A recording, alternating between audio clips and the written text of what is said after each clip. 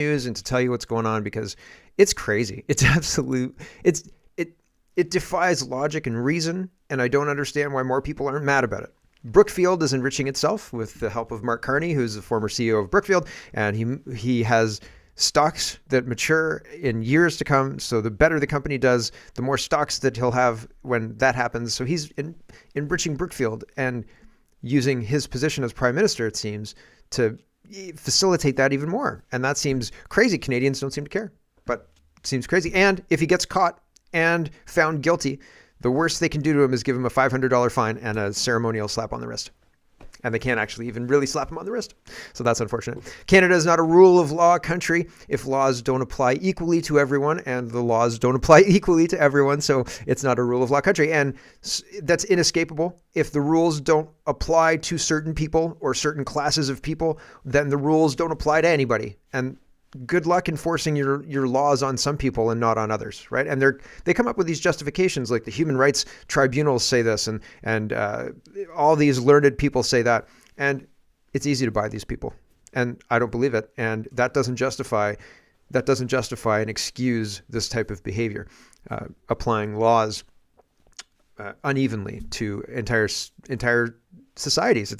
You can't do that, right? And so if they don't apply the law fairly, then the law becomes invalid. And they're doing this to themselves, which seems like a bad idea, but it has the side effect of destroying our society. So here we are.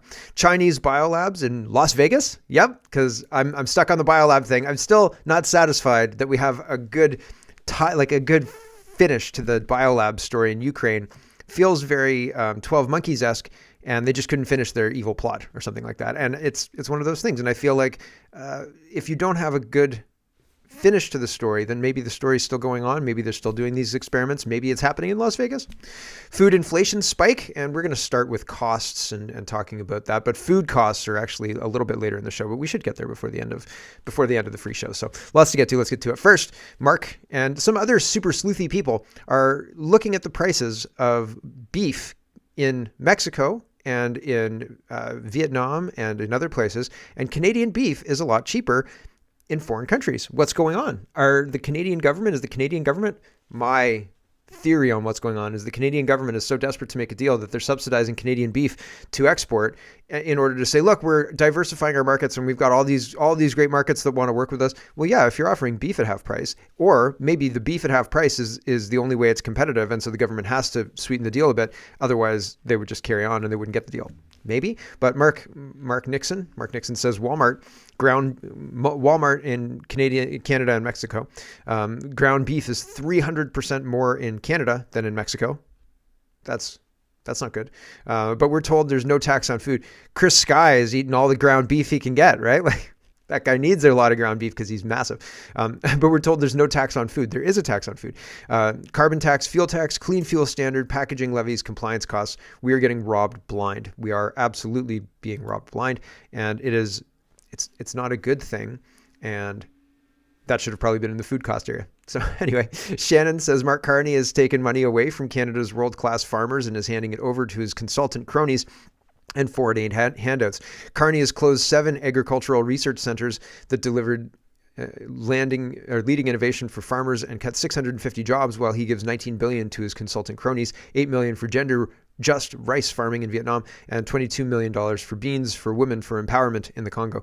I'm proud to be on a conservative team with Polyev, blah, blah, blah, blah, blah, but here she is. It's 6 minutes. We don't need to, she's covering it.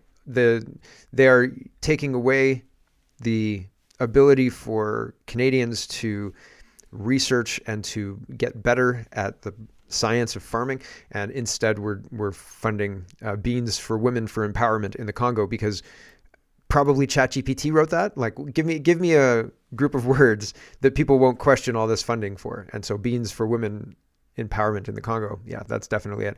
And it's not appropriate. We shouldn't be doing that. Here is more wasted money, and this is wasted money on First Nations. The Indian Act needs modernization. The People's Party has said this for years. I think that's part of their policy. The law is bad, and we should feel bad. Harper, as this guy talks about, but I don't know if we'll get there. Harper brought in reforms that said you have to show us where the money's going, because basically First Nations money, when Harper took over, was being thrown into a giant pit, never to be seen again. No accountability from anybody, no receipts, no nothing. Harper said we need accountability, and so brought in audits and things. Trudeau came in and removed the audits, and so no accountability and billions of dollars a year into a giant money pit of nothing, and nobody gets it. Nobody gets it. Maybe the Chiefs get it. Maybe the Liberals get it as kickbacks. I don't know, but it's $32 billion a year. That's an ungodly amount of money. Here we go. Is the biggest fraud in the history of, I think, the world. The thing in Minnesota, daycares, tens of millions, has nothing on this. I'm talking about almost 300 billion with a B, billion dollars spent on Aboriginal programs over the last 10 years, and nobody knows where it went. The communities are deteriorating. Life expectancy is down. Where is this money? So let's talk about this. Last year, the budget on Indigenous programs, and I'm doing that in quotations for a reason, which I'll explain, was over $32 billion. Okay, for context, our national defense budget for the entire country, our entire national defense budget was $26 billion. We spent more on Aboriginal programs last year than the entire defense budget of the country. This is your money, by the way, your tax dollars. So they claim we spent the $32 billion last year and many billions more prior to cover things like water, housing, infrastructure. There's a big problem though. We didn't cover any of that because these communities are still struggling with fresh water. They can't get clean drinking water. They're rampant crime, drugs, alcohol abuse, serious problems in these communities. They're so mad, they're taking back land with land claims, which we've all seen in British Columbia and all these other areas. So we spent $300 billion to do nothing for these communities, piss them off more, and have them come back and take land back.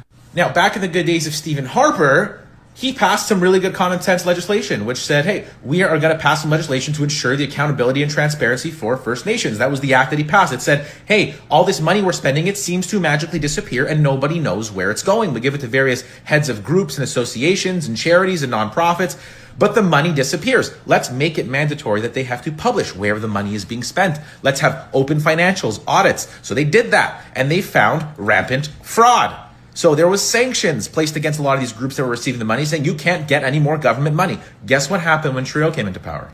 Not only did they didn't repeal the act, but they said they'd stop enforcing it, and they dropped all sanctions against the First Nations communities. So in order to be a society that moves forward, everybody is the same. Everybody needs to be on the same page, working towards the same thing. And everybody's not the same in ability and blah, blah, blah, all that other stuff. Everybody's an individual and all that stuff. But we're all Canadians. There's no special Canadians. That's what I'm trying to get to.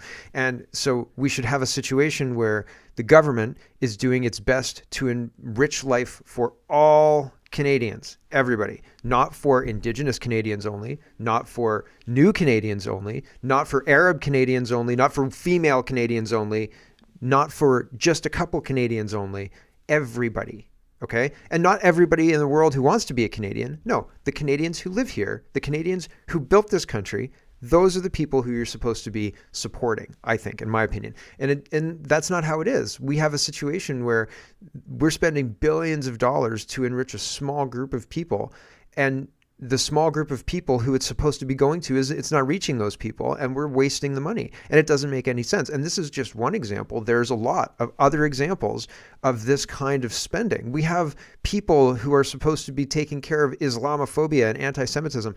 That costs a lot of money. These are also wastes of money. We don't need that. We need to have a situation where people, regardless of their religion or all of the other things, people are looked at as citizens of Canada, and what's good for me is good for you because we're both citizens of Canada, right? And if you're an illegal person who's here illegally, you shouldn't be getting better healthcare, you shouldn't be getting priority, so on and so forth.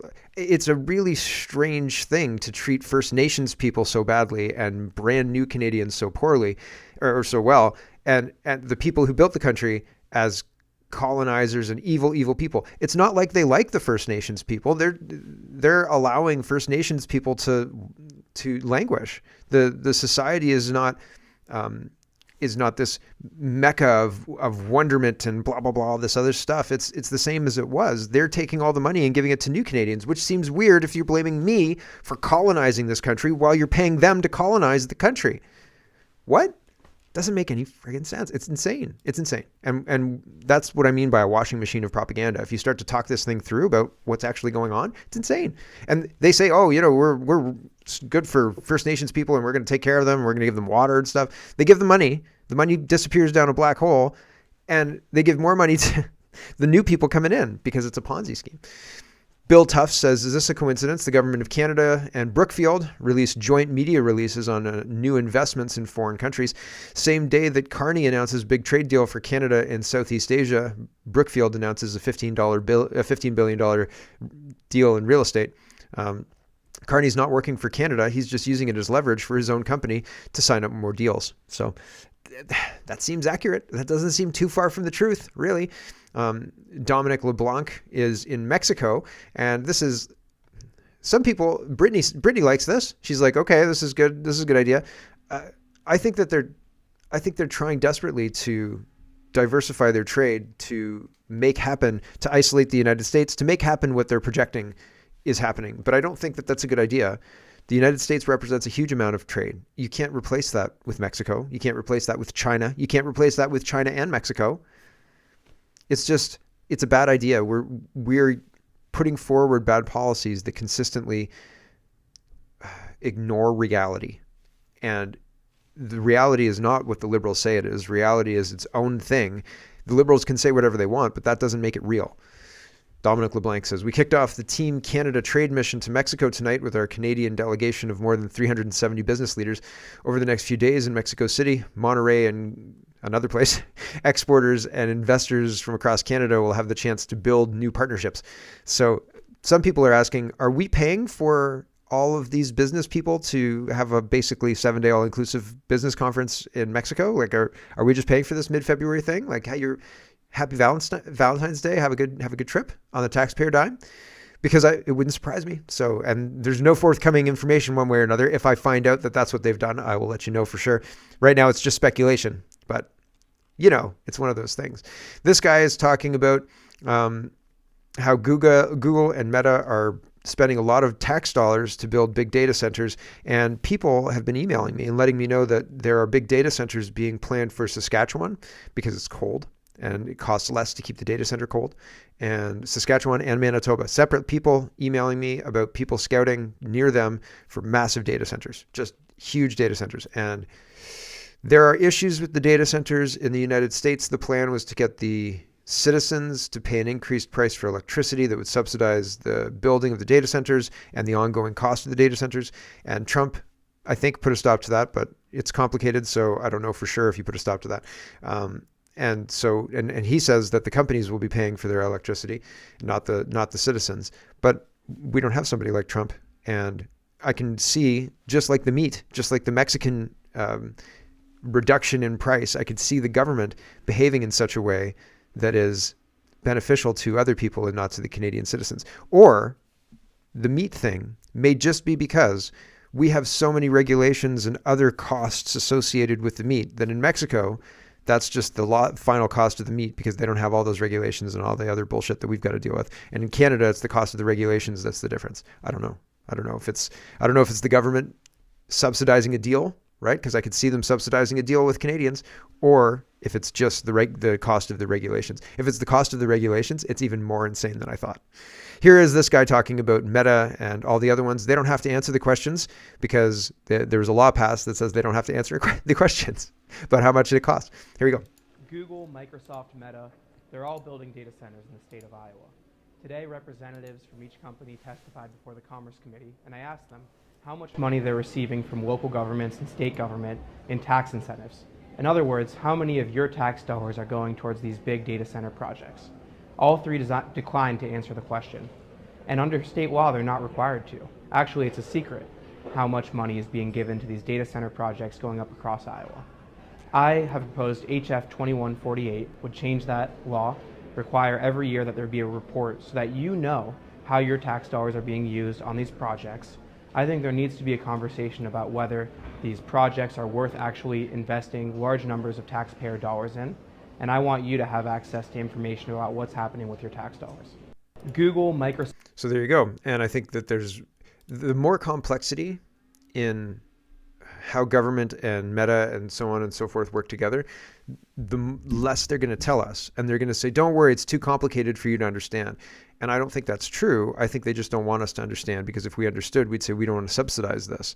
And I don't think the financials work without our subsidy. And so that's where I think we are at, really. And that's not great. Mark says this post by Ray Dalio, it has gone viral with over 19 million views. This is why people are so worried with the world uncertainty index at an all-time high. The world has become radically unhinged, especially since the post-COVID lockdowns. Money printing used as MMT to finance massive fiscal deficits, and the resulting currency debasement is wreaking havoc. We're on the cusp of a global sovereign debt crisis, and both examples on the far left, you have Carney, on the far right you have Trump, doing exactly the exact same reckless monetary and fiscal policies. Trump seems to be trying to pay down the United States debt. Like Trump's debt is less than Canada's debt at this point in time, and so that's interesting. So when he says that they're going to the same extremes, I don't like where Trump's going with the basket of crypto and stable coins, because I think that's an easy. People don't change because they're told to change. They do things because they're incentivized to do things, and so there's an incentive to get Bitcoin. What's the incentive? If you buy Bitcoin now at $1, it might be worth $30,000, and then you're rich, right? And so there's an incentive there, but it's got ledgers, it's trackable. And people say you can't make more Bitcoin, so it's very valuable and stuff, but it's trackable. So maybe Bitcoin is the Trojan horse. Maybe Bitcoin is the blockchain they want us on, right? And so I'm weary of that, and it's one of those things where it's like Trump could be. And Catherine, this is Catherine Fitz's argument that Trump is making the moves to implement a digital tracking system with a digital ID, and she's equating the voter ID to a digital ID. And could that happen? Sure. Yep. And then having the central bank digital currency, because the U.S. dollar collapses, and without the central bank digital currency, the hegemony of the U.S. dollar, the world reserve currency status of the U.S. dollar is even less likely to continue, right, if there's a full collapse. And so instead of collapsing, they're saying they're going to flip over to this basket of crypto, including stablecoins, Bitcoin, XRP, and a few other ones that are off. I don't know if ETH is included in that, or ETH, I don't know, whatever you call it. But that's what people are talking about. And so maybe, but we'll have to see, right? And so, but Trump is doing a lot to save the greenback, as far as I can tell, with regards to U.S. debt commitments and reducing that using the deals using his tariffs. But on the flip side, I don't know that he's got enough time. So there's a whole article here, and it's longer than this show can encapsulate today, but the link is in the description if you're interested. And right now, X is down, or I'm not able to load X anyway. So it's interesting that I was able to get my whole show loaded, and then X went down after that. And the show still works. So I'm happy about that, but X is not working for discoverability or something like that. It seems like there's a database connection break in the front end, because like it's just querying a database, right? And then displaying the results of the query. But it seems like there's a disconnect because nothing loads. Anyway, all of that aside, I have everything loaded, so we're going to continue. And I'm going to have to say goodbye to the stream soon, but we've got a couple more. Table Salt says, Canadian doctor blows the whistle, revealing the healthcare is totally broken. Canada is the only country left where private healthcare is illegal, and then we come last for outcomes in developed countries. So Canada is not doing well for healthcare, and it's getting worse, and nobody's solving the problem, but that's like all the other problems in Canada. Nobody's solving it. They say they're solving it, but they're not actually. They're making it worse. Here's this, excuse me, doctor. So you, correct me if I'm wrong, believe that the introduction of some too loud. private healthcare in Canada could take the strain off of the public healthcare system. Can you elaborate on that? Yes. So Canada is the only country in the world where private health insurance is illegal. And that alone sends a message. We're talking, when we compare our system to countries that offer universal healthcare, developed countries, we come in last in access, last in equity. We are coming last in looking after low-income groups, and yet we're at the top when it comes to costs. And I use the sports analogy. If you were the manager or coach of a hockey team and you were at the bottom of the league, but spending more than those at the top of the league, wouldn't you look at what those teams are doing and try and learn from their methods. And Canada hasn't done that. We have the only, let's say, the only system in the world that operates as a state monopoly and forces innocent patients to suffer and die on wait lists. Yep, absolutely. So it's not socialized healthcare, socialized medicine is not good. We've got a couple of free speech and legal things. I don't think our law system, our legal institution is fit for service. I think that it is corrupted beyond use, and I think that it doesn't deliver a rule of law result. It delivers selected and selected through there are all these protected groups except for me. Everybody else is protected except for me. And so the whole incentive is to go after people like me. And why is that okay? It's being justified through equity laws and affirmative action and all sorts of other stuff. It's framed so that people feel good about it, but the outcome is very negative, and we shouldn't do it. Lisa says Durham region has created a government snitch line. It's officially called the Community-Based Hate Reporting System. Under this program, you can file an anonymous report against your neighbor for offensive jokes, comments someone labeled as biased, political opinions, speech that isn't a crime. No police investigation required, no due process, no consequences for false or malicious reports. Anyone can accuse anyone anonymously. Taxpayers are funding it, nearly $89,000 so far. We already have hate crime laws in Canada. We already have police. We already have courts. Why is Durham region building a government-run system to log unverified accusations about residents? That's not public safety. That's surveillance culture. History shows how dangerous this mindset can become when governments normalize neighbors reporting to neighbor reporting neighbors and quietly collecting files for safety. Once the infrastructure exists, it grows. Durham residents should be asking who has access to the data, how is it stored, what safeguards prevent abuse, what stops political weaponization, zero penalties for malicious complaints. This isn't about stopping crime, it's about monitoring speech. Read that again. If you care about free expression and due process, pay attention and share. There's no way Durham should be able to have this snitch line active. There's no way. And if I was the premier, wave a magic wand and I'm the premier, I would crush this. I would remove most of the... I think a case exists to remove most of the city councils across Ontario at this point in time, as well as the school, as all of the employees of the schools, the upper echelon, most of the teachers, anybody with a rainbow flag, all of them, fire them all and replace it with parents, replace the trustees with school by school trustees. And those trustees have a lot of power, hiring, firing, all sorts of power. I think that, and not vindictive power, but bringing things back in line power. If you want to tell children that they can be the opposite sex, or something like that, you should not be a teacher, and we should have the mechanisms in place so that if there's a complaint, there's a serious investigation, and people will get fired and will get fired. Like, you can't do that shit with kids. I worked with kids. 15 years I worked with kids, some of the most vulnerable kids in Ontario. And if I had suggested, oh, I know what Timmy's problem is. He wants to be named Sabrina. Like, that's it. He wants to be a girl, right? They would have fired my ass right away because that's insane. And everybody should have friggin' well said so as soon as they started with this bullshit. I can't even believe it's gotten this far. It's unbelievable. But they want to have this. They want to have something like this Durham snitch line in place for when I say stuff like, this is unbelievable and nobody should believe this nonsense. And then, somebody's going to be offended and they're going to call in. Here's National Post. A judge knocks off a Métis Cree woman's sentence for sexually assaulting a 15-year-old. Quote, this approach may look like that would be giving Indigenous women special treatment in the sentencing process. I'm fine with that. And I would say it's about time, the judge wrote. No, she broke the law. You have a law and you should... And was it a she? First, was it a woman? Or was it a man who was abusing this 15-year-old? First. Second, if you abuse a 15-year-old, it doesn't damn well matter if you're a Métis or not. It matters that you broke the law and you should go to jail for that shit. It's insane. It's insane. The world has gone absolutely crazy.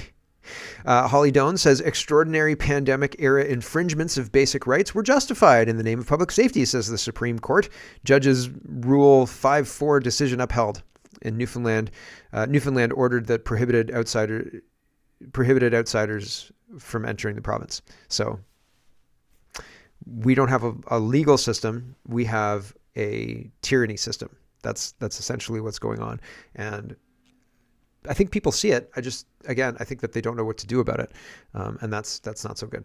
With that, I've got to say goodbye to the stream. Thanks for watching, everybody. If you want the whole show, head over to CanadaPoly.com. If not, that's okay. I'll be around tomorrow.